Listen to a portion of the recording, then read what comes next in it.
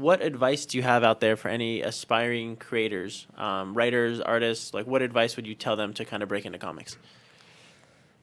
Well, I mean, I think artists are have a little bit of an easier path because they can actually show samples. Writers, no one wants to see your samples. So you have to make comics. You have to find an artist or be an artist yourself, I guess, and actually produce work and either self-publish it through the web or or bring it to conventions and talk to publishers, etc. I mean, your question is like, it's really, there's two sides to it. The first is how, like, I have advice from a craft standpoint about how to actually grow as a writer for comics and learn how to write for the medium. But the other side of it is like, well, how do you get your stuff published? How do you get noticed? And so they're actually two different questions. And from a how to get the stuff published standpoint, I think you have to start by doing it yourself. You have to start making stuff and putting it out into the world. I say this a lot, but I truly believe it to be accurate. There's no such thing as undiscovered genius in 2018. The world is too small and too interconnected. And if you do good stuff, it will get seen. You know, even if you do good stuff and you put it out and you have a social media presence and you're putting it online or on a Tumblr or blah, whatever, like, interact with other creators, you know? Like, I can't tell you how many times, like, somebody tweets at me and I click on their profile and it's like, oh, they're a writer, they're an artist, they're a creator. And I'll flip through like pages that they've done. Yeah. And you can tell if stuff's at a high kind of production value, production quality, like, you can tell. That's the stuff I take seriously, you know? So there's that side of it. From a craft standpoint, if you're putting together like an ashcan, which is like a sample to show, or your own stuff to put online, hire a letterer. Hire a professional letterer. Troy Pateri letters a lot of my stuff. He's available. Letterers aren't that expensive. And they make a huge difference. They make it look from non-professional to cannot even put into words how important it is. Whenever someone hands me something like an ashcan or like their own book, I flip it open and I can tell within 10 seconds whether I'm going to take it seriously or not. And the lettering is the first thing I look at.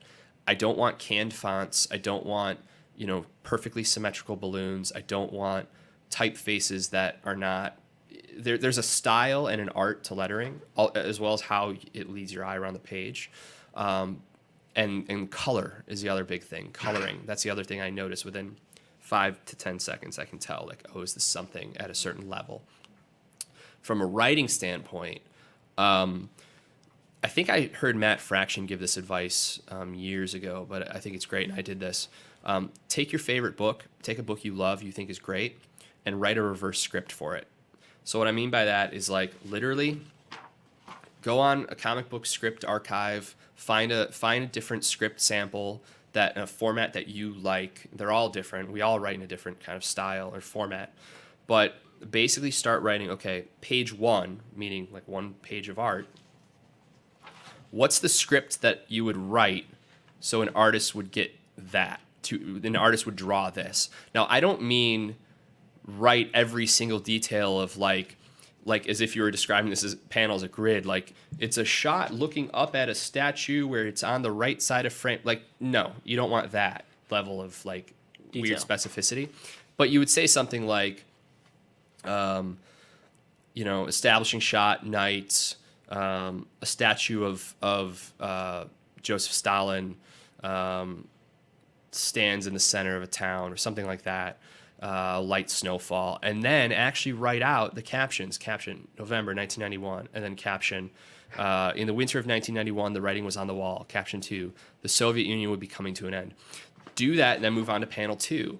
A man emerges in shadow from a river, backlit by the moon. Something like that. Write out the caption text, and what starts to happen. Do that for the whole issue. And it's like jazz. It's like transcribing a Charlie Parker solo. If you take a Charlie Parker solo and you start writing, you listen to it a million times and you write every single note he plays, what you start to see is the method behind the madness. You start to see the secrets. You see, oh, that little lick he played, that's the same lick he plays over here. It's just raised half a step because of the chord change, but he's playing that pattern because this is the same chord change pattern, just in a different key, right? Same thing in comics. Oh, that much text fits in that panel. Oh, more than this wouldn't fit. Oh, 3-word balloons make sense here. Oh, it's a 5-panel page. Oh, the page turn is where they do this reveal rather than having it on the bottom of a page. Things like that. So you start to get into the nuances and the intricacies of how something like this is put together. Yeah. And I think that it goes a long way when you're trying to discover how to tell stories and do that. And I know you've done that when you were first getting into comics. Yeah. I mean, I remember hearing you talk about it before and just kind of breaking down stories. And that's the... Well, yeah, because, I mean, there are a lot of people who think writing a comic is the same as writing a screenplay or writing a movie, and they're not, you know? And there are a lot of people, like, I can't tell you, especially being in LA, like, I have a variation on the... hey, I'm a screenwriter who has a pilot and I want to make it as a graphic novel, basically to proof out the IP. I have a variation of that conversation probably once a month. Yeah. You know, they're not the same thing. Like, respect the medium you're writing for. Learn how that medium works and why it works and what you can do in that medium, and then break the rules. Yeah.